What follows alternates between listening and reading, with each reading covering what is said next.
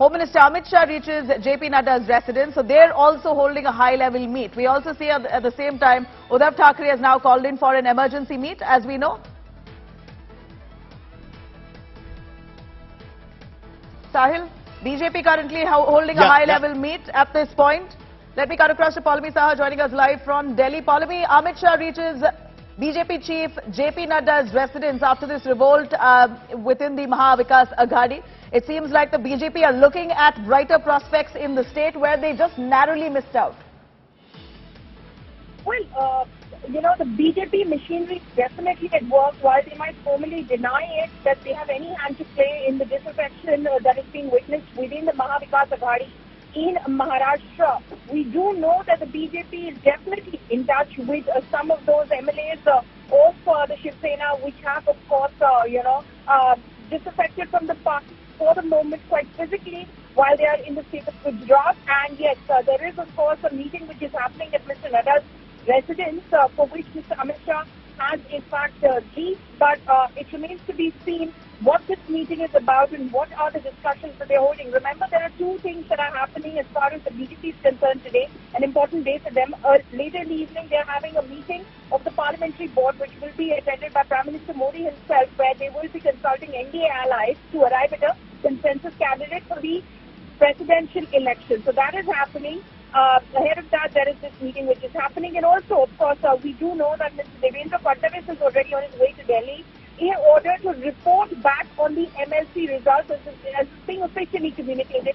But he's also definitely going to report to the higher echelons of the party as to what exactly is happening in the Mahavikas Aghadi and whether they indeed have enough strength in order to pull down the Mahavikas Aghadi government in Maharashtra. At this point, Paulami, what we see is that the BJP trying to understand the intensity of the situation. The top leaders, we're not talking about Fadnavis yet, we're talking about leaders such as Amit Shah and J P Nadda who are coming to a huddle because they see prospects with this crack within the Mahavikas Aghadi. The last time where the elections happened, it was a narrow miss. In fact, he was named, Fadnavis was named the chief minister, and that's when he had to step down post that. So it was quite a sour moment for the BJP, which they now see inroads, that they could make inroads at a point where at least 26 rebels are out of the state, are currently settled in a BJP-ruled state in Surat, who are lodged in a resort. They're trying to come together to show their resentment towards the Mahavikas Aghadi government, and possibly this is the right time for the BJP to strike. And knowing them, the war horses that they are, it's likely the scenario. Well, Nabila, BJP has been exploring its options all through the tenure of the Mahavikas Aghadi. For the past 5 years, the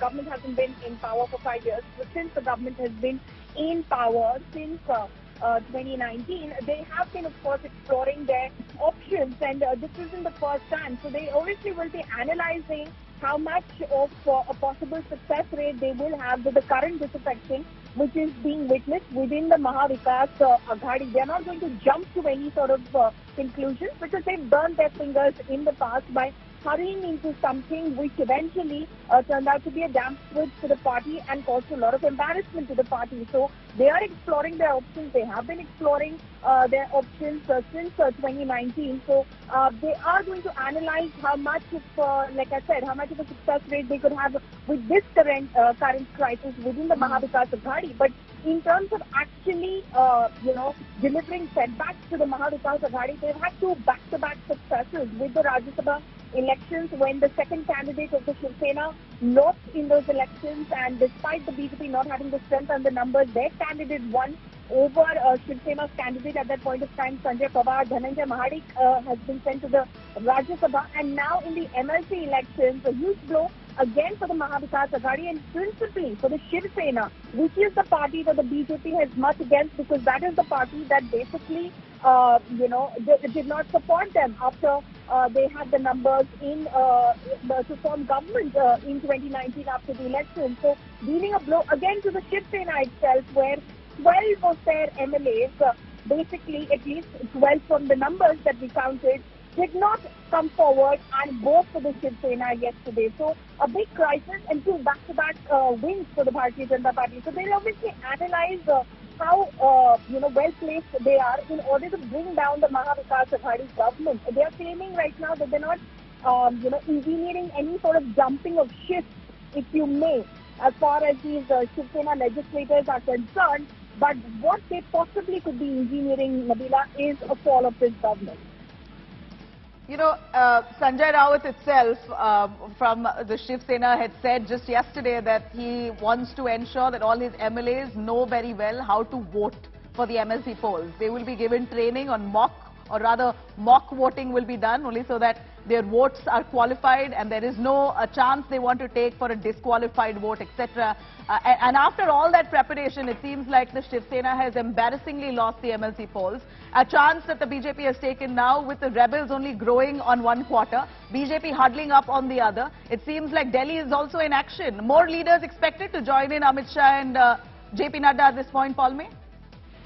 Well, Nabila, like I said, this is not an announced meeting. It's an unannounced meeting which is happening. We don't know. We do know that for a fact that Mr. Fadnavis is on his way to Delhi. So, could he possibly join directly again? Something that we're tracking at the moment. But we do know that there are hectic developments happening in Delhi at the moment. And it couldn't just be one subject that could be on the table as the Home Minister and the BJP President meet. Like I said, there is a very crucial meeting this evening as well, where the BJP will be finalizing with its partners their presidential candidate for the upcoming election. So that is a big sort of decision that the BJP has to make in this week itself before nominations for the presidential elections come to the close as well. So they have a lot on their plate at the moment. So we'll be, of course, tracking this huddle very, very closely in order to, of course, find out what exactly emerges from that meeting and what has been discussed in that meeting.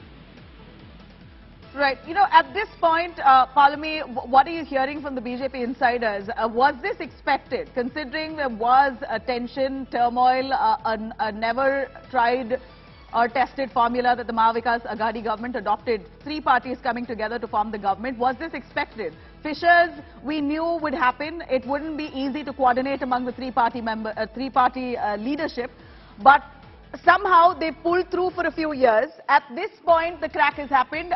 Was the BJP prepared, according to you or your sources? Well, BJP has, like I said, it has been an experiment in progress. The BJP has never slept peacefully, if you may, since this government came to power, because this was a huge embarrassment for the Bharatiya Janata Party. Despite having the numbers with its partner going into the elections, then partner Shiv Sena, it wasn't able to form the government. So this was a snub that the BJP wasn't going to very easily forget. So they have been obviously working at it all the time in order to embarrass this government led by the Shiv Sena, because, like I said, it is the Shiv Sena which embarrassed the Bharatiya Janata Party. So all of its angst, so to say, is directed at the Shiv Sena, and hence it has been engineering this disaffection for a while. There are several Shiv Senics, in fact, who at the start itself, when the Shiv Sena joined hands with the NCP and the Congress to form the Maha Vikas Aghadi, were not very happy with this alliance, because they felt that their natural alliance partners are the Bharatiya Janata Party in the way that they share their ideology, in the way that they pursue the Hindutva ideology, for instance. They were natural allies and not the Congress and the NCP. Eknath Shinde, who is one of the tallest leaders of the Shiv Sena, who is currently sitting in Gujarat with other legislators of the Shiv Sena. The exact number not known, how many MLAs and how many other Shiv Senics are present over there. But he's sitting with a group of 26, as you said. He, of course, was one of those who, again, was of the belief that BJP is the natural ally. The Shiv Sena shouldn't gone with the NCP and the Congress. So BJP has been sort of working at this sense of anguish amongst the Shiv Senics for a while right now. So this is, like I said, it has been an experiment in progress, successfully executed in the recent Rajya Sabha elections and now the MLC polls. Right, Palme, thank you very much. I'm going to come back to you in due course. Here's the top story that we're currently tracking.